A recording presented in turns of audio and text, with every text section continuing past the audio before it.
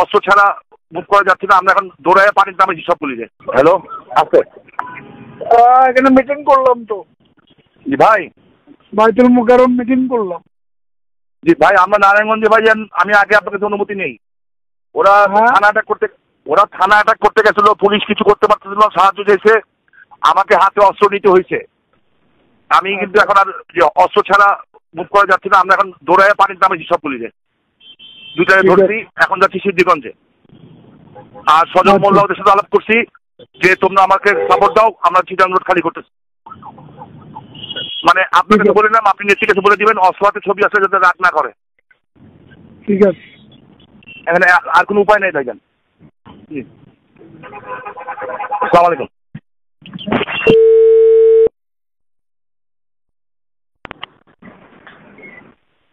স্বামী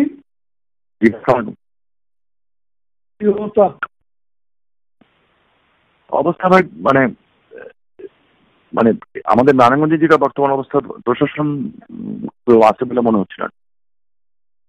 তো প্রশাসন কেউ আছে বলে মনে হচ্ছে না আর কি, নারায়ণগঞ্জের যে বাস্তব অবস্থা যেটা আপনাকে বললাম। পরে আমি না পেরে স্বরাষ্ট্রমন্ত্রীকে ফোন করলাম, এসিসিবি চিফকে ফোন করলাম। ওই অস্ত্রাগার লুট করতে গেছিল যে রাইফেল ক্লাবের, আগুন দিছে, বাট নোবডি গো দেয়ার। পরে আমাদের